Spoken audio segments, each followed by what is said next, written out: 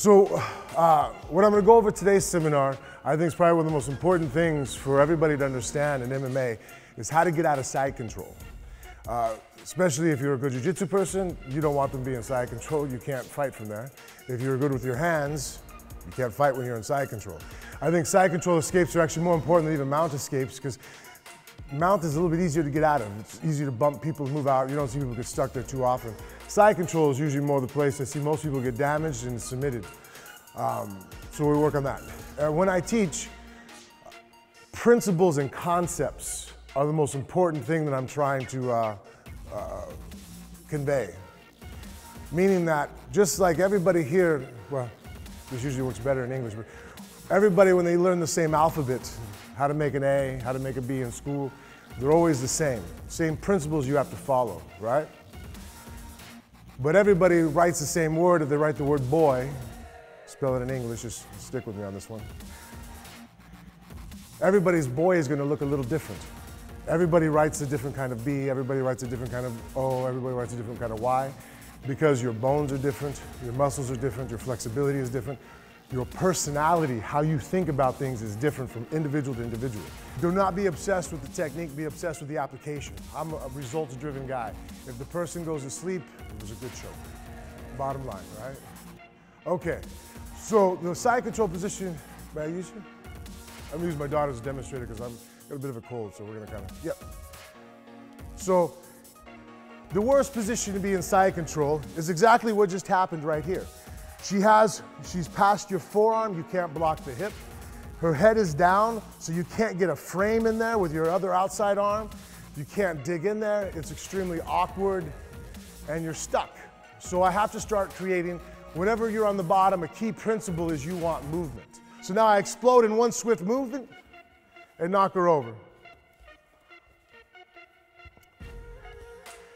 Taida actually reacted correctly, and that's what's gonna happen 9 out of 10 times. She let go and put her hand down. That kept her base and made the sweep much more difficult, so go back down. We're gonna get there in a second. So Taida, this time, don't block the sweep. Just be like a heavyweight man. You don't wanna let go. All right, so Bella blocks the arm, hits the head, and sweeps. And Taida still can't fight her own reaction, so she's putting her hand down. Here, I'll do it once too so Taida can watch. Can I borrow somebody? Anybody? Okay. So again, hands connected. I can't get my arms in there, and everybody else tells me, pull this down. Man, if you've rolled with heavyweights or anybody stronger than you, pulling this down is very difficult. I'm fighting this whole body. So I have my lever, I have my fulcrum, I explode, and I roll over the top.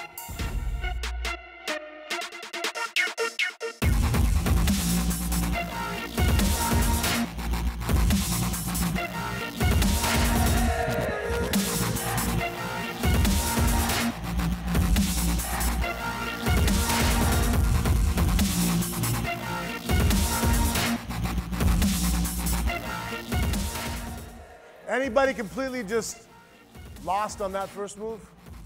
Okay, so you can see how I'm teaching. This is worst case scenario. I can't get my hand on your hip. I can't get my hand across your throat. I'm stuck with my arms out here.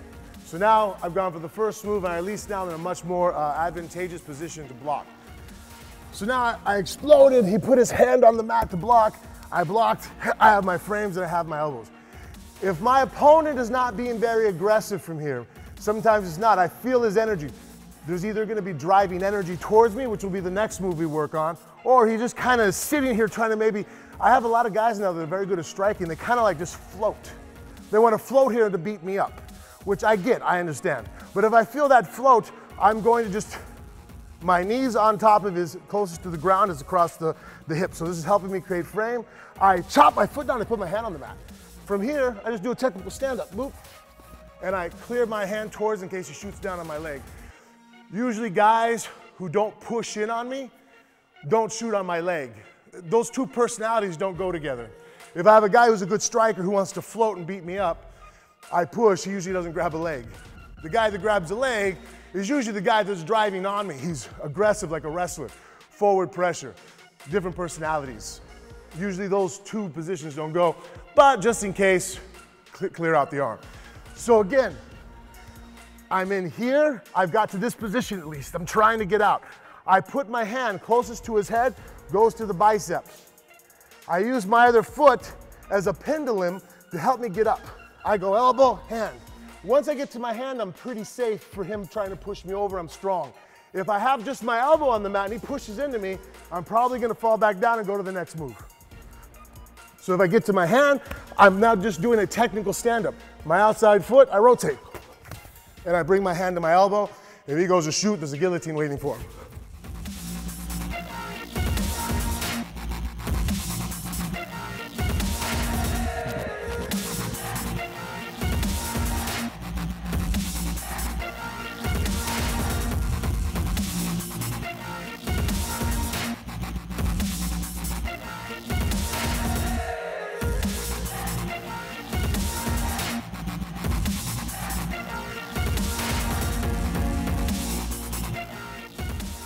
So the next one is what happens when most people do is they push back in very hard.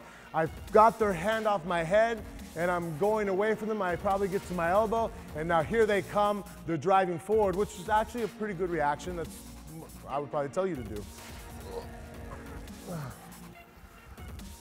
So I'm in my frames, I've stopped, I pushed here, but now I only get to my elbow and here my opponent comes driving back into me, right? So what I do is, as they go from my head to try to put me back on the mat again, I push it to the other side.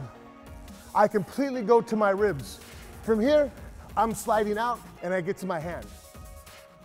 Once I get to my hand, I always win this position. If I'm on my elbow, it's hard. He can push back into me, he's very strong here, right? Yeah, I'm probably gonna go back to the mat now. I get my hand, we're a better position. From here, I'm just gonna turn to my knees and start getting my legs out. Make sure you're facing the same direction as his head. Some people try to turn towards his hips, and by doing that, you lose your frame. Boom, bicep control. Now, grab her head again. Try to go for the head, so you go over the top. There. To her hand. So we can start from here that I've got to this position. Now I'm creating motion. I'm trying to get up, I'm pushing. He drives back in to control my head. As the arm comes to grab my head, I push it over to the side of my body. From here, I get to my elbow, I'm sliding, I get to my hand as fast as I can. The sooner I get to my hand, the better.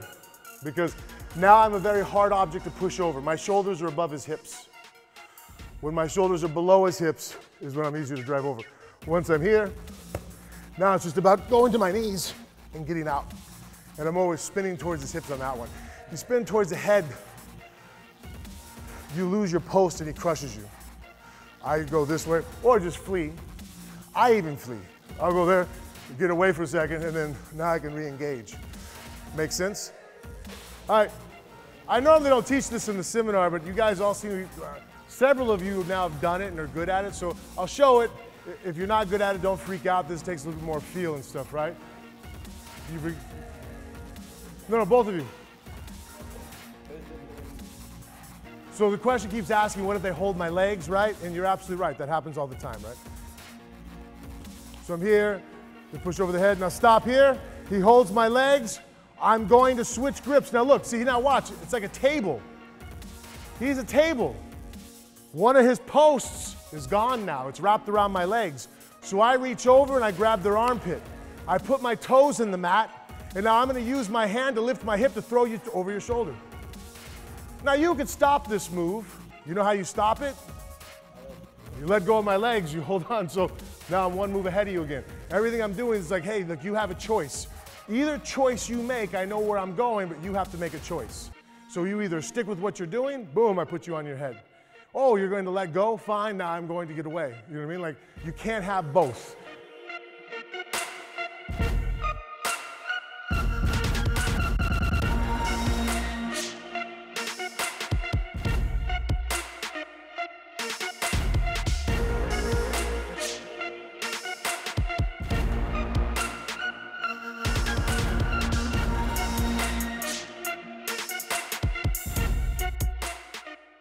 Now we'll go over the side control where I actually can have my frames in, right? Meaning that I'm here. Much better. Even if they have their hands connected, I still have here. I'm on the hip and I'm on the head. What I want to do is, the first series I'm going to work on is a knee of the far side underhook. Meaning I'm going to get this arm underneath this arm. But to do so, I need to create space. The problem, the mistake that most people make is they have somebody here and they bump their hips. He didn't go very far. See what I'm saying? Because my hips is what's powerful. Look how high they're coming off the ground. But where is he? He's on my chest. So now I'm not doing much. So I need to get him closer towards my hips. How I do that is I can't push. That's way too much strength, and I told you I'm lazy and that's just rough. So what I do is I hold. I start curling towards him like I'm gonna put the knee in, and then I can keep bringing my hips back. I'm coming down. And as I do, as I gain ground with my feet, I take it up with my arms. So now my arms aren't pushing, they're just holding. That's like a jack. I ratchet it up, now my arms hold them. I ratchet it up, my arms hold them, till I get him on my hips. So once I get them to my hips, as I'm turning, trying to put the hook in, turning, trying to put the hook in, oh, he's on my hips. Now I can explode. My feet hit the ground, my hips pop up, and I drive my elbow underneath, like this. Too many people do this mistake. They bump and they reach with their arm. The problem with this is, if he comes back down on me, I'm screwed. This sucks. My elbows, my hand's in here stuck. I don't have a good position. This arm now is useless to me. So much harder to get it out. I'm doing all this stuff. Sorry. So as I bump, I lead with my elbow. Even if he presses back into me, I can bump again, bump again. From here, he's gonna always dig a whizzer. I don't hold the back. If I hold the back, he could darce me. And also too, he's just strong here. He puts this leg out. Yeah, who's been stuck here before? I can't, because I'm holding his back. But I'm trying to get to his leg. If you think of this position as a wrestler would think of it, going for his leg, you'll understand the concept that I'm teaching. So I have my frames, I'm circling out, I'm trying to put the knee in. Oh, as I'm doing so, he gets low. I thrust, I get my elbow down. I bump again, I'm holding here. You guys see where I grab? Back of the leg. Because now the back of the leg, as I'm pulling, I can keep coming down until now I switch my feet, I rotate across my shoulder. And now I'm on my single.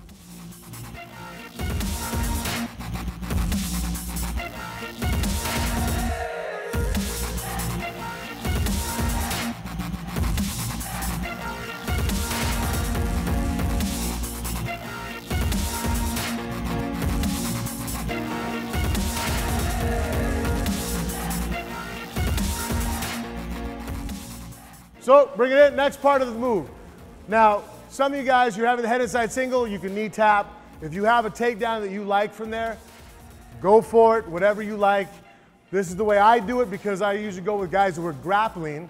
So I'm dealing with people that are doing jiu-jitsu and wrestling all at the same time, so I have to deal with both. So when I come up on the leg, I'm here. My favorite thing to do from this position, I have good pressure. I need to get my knee on the other side of his knee. See how I put the knee closer to him on the other side of the ankle. I'm keeping pressure. I grab his foot. I put it on top of mine. Now, if he's a good wrestler, I'm just going to try to knock him down and crawl up the body. If he's good at jiu-jitsu, come back. Put this knee down. If he tries to pull guard, I'm between his legs. Much more difficult for him. If you take the person down and the foot's on this hip, pull guard, I'm back in his closed guard. So you want to put it on the foot farthest away. Make sense? Bella?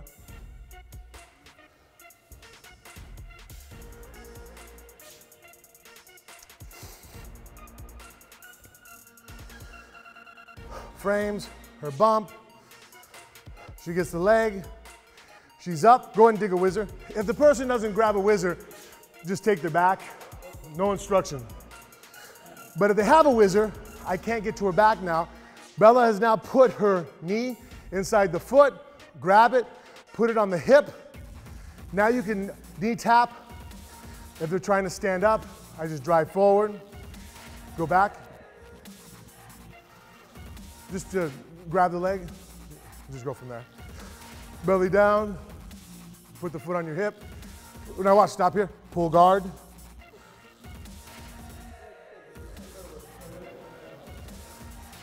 Much more difficult to deal with. See, I'm in a leg drag position. I'm not in between her legs. Make sense?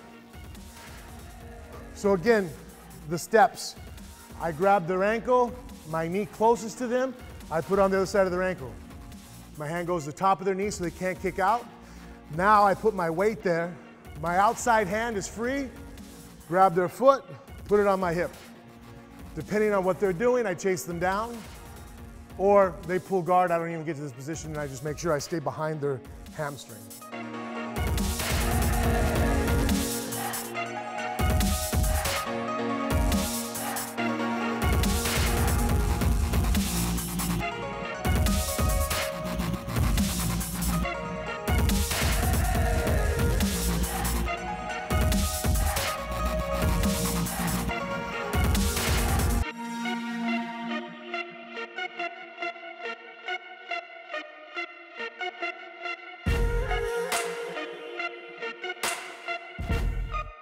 So now, side control bottom.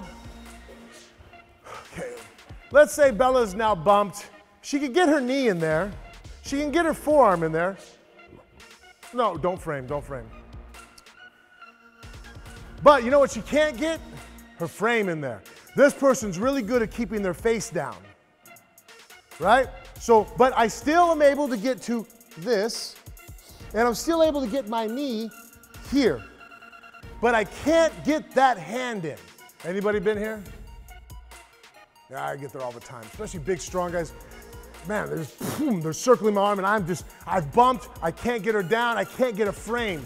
So I can't get my frame, and without my frame, I can't get her down, so I can't get the hook. So instead of being screwed, I could go back to the Superman, right? But I'm a little farther, I'm not quite as in danger, because in the Superman, I didn't have a knee and I have no foot. Remember the first position. So this position, at least I have here. But I still don't have my far side underhook. So what I'm going to do is called the near side underhook escape. And this is actually my ultimate favorite escape. In fact, everybody I train with, when they feel me put this position here, they'll even say, motherfucker, because they know that I'm coming out. Like, you're done. No one can hold me down from here. They have to start changing grips and start moving something else, because all I'm going to do is the hand, Bella, shake your hand that you're going to use. This hand here, the hand closest to them, goes to the armpit closest to your legs. You make a C grip. Now Bella's going to throw that, and use her other hand too, she can use it to help, to throw it over her face and kick her legs away from her opponent. Go. Boop. She's out.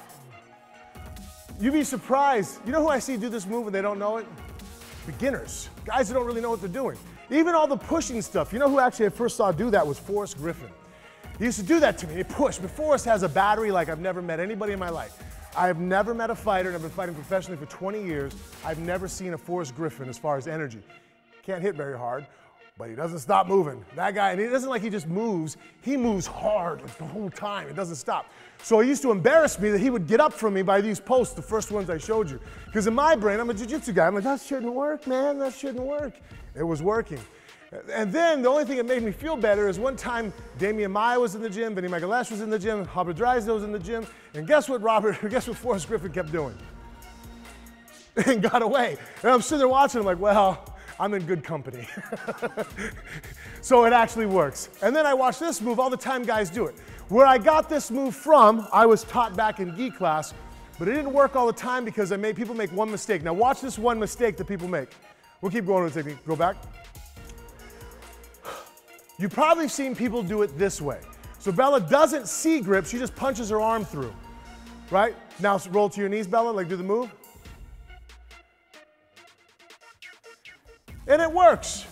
The problem with this move is one, it doesn't work as well. And two, go back to that position, put your hand through. All she has to do as the top person is bring their hand to here. And now you're in north-south.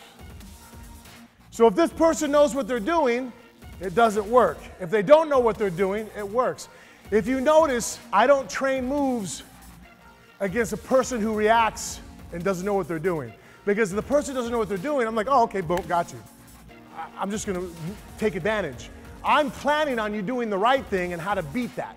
And if you do the wrong thing, you just get beat even worse. Make sense? So me teaching you guys to do the technique this way, that only works against people that don't know how to block it.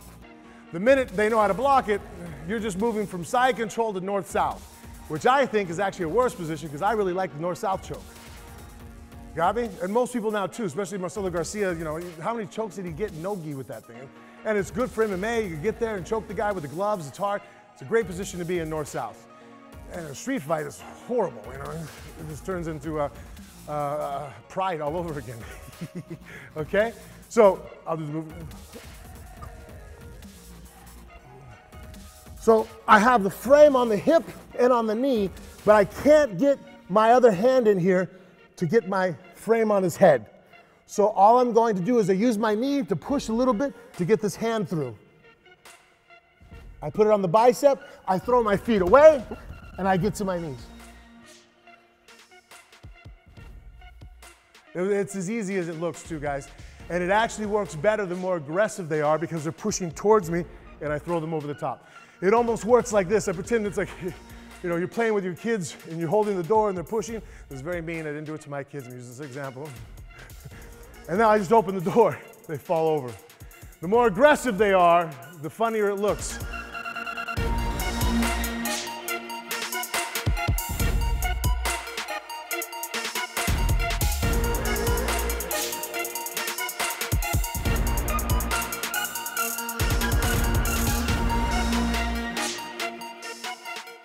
All right, the next move I'm gonna go for, I only do, like that's why I show this as a bonus move. I have a principle when I fight. It's called A, B, and C. It means A, if I go for a move, it knocks you out or submits you. I like A choices, ends the fight. B choice means I go for the move and I don't submit you or knock you out, but I end up in superior position. I'm on top of you. Okay, I go for a Kimura, you escape it, but now I'm in side control. Works for me. I'll do those moves all day long, right? So I didn't finish you, but now I'm still beating you. I'm in a top position on top of you, on your back, side control. You're carrying my weight. You're not loving life. My least desirable, but still applicable move I'll go for is the C move, which means that I did not A, finish you, B, end up in a superior position, C, we're neutral. Some of my footlocks I go for, I don't fall under people. I go on the side, put my face down, and if we miss, we both get up and we're looking at each other. I'll go for that move again. I didn't get punished for it. Then there are the D moves. I never do D moves. And it's funny, this is my problem with some people that coach, they don't understand psychology. D move is like, me and Bella are fighting, she hit me, took me down, she goes for a footlock, right? She falls down on top of it. She's doing it the right way. Don't do it my way. Do it the other way. Do it like wrong. Fall to your back. Yeah. We're fighting. She falls to her back. I get up. I put the boot on and I go boom, boom, get off my foot. And she's now not liking life. We're in the fight. It keeps on continuing. All of a sudden she gets in the same position again. And her coach is like, footlock. Do you think she's going to go for the footlock? Not unless she's crazy.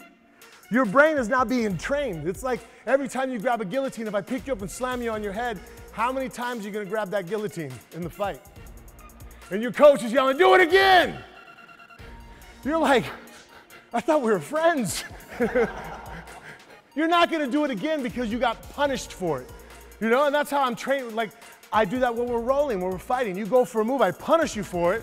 Even if it's a good move, if I can punish you for it, you're probably not going to do it again. You shoot a good shot, boom, I slam your face on the mat and I'm starting to choke the hell out of you. You barely escaped the choke and you're on bottom, I'm beating you up. You're probably not going to shoot again. So I never go for D moves. And I never coach people to. Even if we do the right thing and the other guy's really good and he happens to counter you. We come in the corner and our thing was the guy who put the hooks in, and now he's on top of you. You know what I'm gonna say to you? Hey, when you take his back, don't put the hooks in anymore. He's really good at putting you on bottom. Let's not do that anymore. And you'll be like, yeah, good idea. I like that too. We're on the same page, which is me not getting my face punched in and winning this fight. You guys got me? So this move I'm about to do is kind of a C move. That's why I said it's like a bonus. I might do it because I'm in an undesirable position side control, and if I miss this move, probably still in an undesirable move, I'm in side control. So I didn't really step down a level, but if I hit it, it's like a home run. I'm either going to win the fight, knock you out with it, or I'm in the same position again and I just used a little bit of energy. So that's why I put an asterisk on this. It works, but it's not my favorite. I'll go for it. Usually when I hit this move is when I know I am way better than you, and if I miss it, you ain't gonna get me anyways, and I'll come back to something else. If I'm training with Marcelo or Drysdale, I never do this move because I'm gonna pay for it dearly if I do, but they're very good, obviously. So what I'm going to do, when I do my escape now, I am going to go ahead and punch my arm through. And what I'm doing now, as I'm going through, we're here, I'm coming through, I put my hand over the top. You guys see what I'm doing? So we're here, I can't get my underhook, I put my arm over the top. I now, when I kick him out, I punch my arm through, I keep my knee up so that I trap his elbow, and I trap in this position. From here, I'm strong. Sometimes I can go here and tap people. I pulled my elbow. I'm doing what's called a big man darce.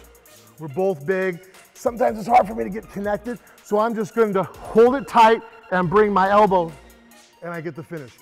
If I can and have longer arms, I will go ahead and lock up the darce completely and get the choke from here. If the person is real tough and I have it locked on, and I know I got this guy, we're going to roll. I end up on top, and now I make my chest big and get the tap there. This is awesome for you. Jeff Glover does this move. And he almost caught me in it one time too, goddammit. It works, but you can see if I fail, I've reached over the top of you and I've given you my chest. So if I don't hit the home run, you're in good position. Not that you're gonna win, but now I gotta battle back and get my frames and figure a way out to get on top, reverse, submission. You guys got me?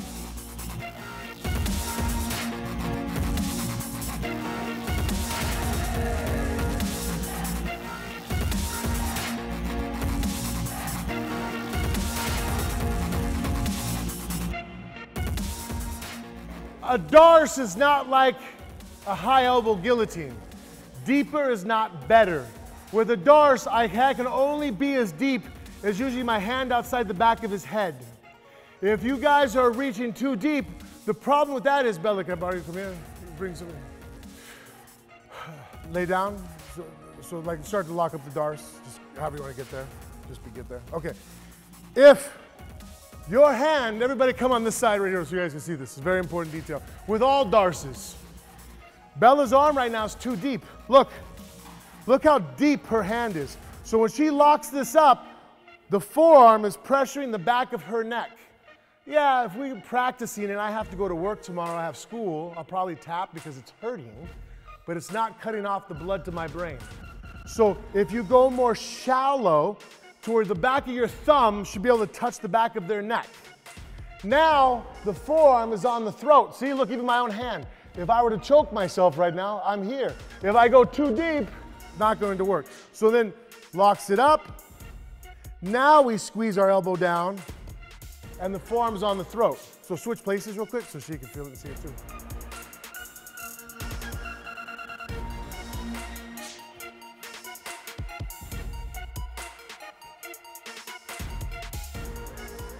The back of the thumb to the back of the neck.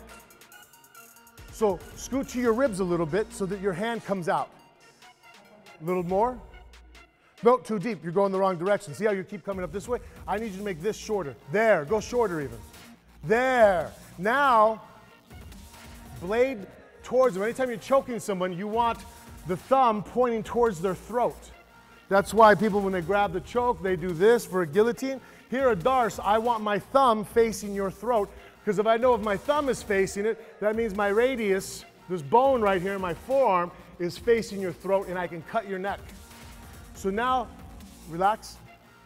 You can lock it up and squeeze. If you go too deep, lock it up, squeeze, back of the neck. You might get someone to pop and their neck go and now you're tired and you miss the choke and they're just pissed off. That's a bad combination, man. You know what I mean? Like, it's from going too deep. So make sure when you go for a darce, I even open up my hand because while my eyes are closed, the back of my thumb touching the back of your neck tells me I'm just deep enough. Then I can, that's why I'm able to do just a gable grip choke, because I make sure that my forearm is right on your throat. So now it's a precise choke. Same thing with gi chokes. Everybody does judo, right? I need to use this bone to be right there on the back of your throat. So when I reach through to grab someone's lapel, I'm here. So that when I do this, now it's a forearm in the throat, on the carotid arteries. I want to get a blood choke with the darce. Make sense? All right, guys. Hey, thank you so much. We'll go 1, 2, 3. We can do individual breaks. Ready? 1, 2, 3. Thank you, guys.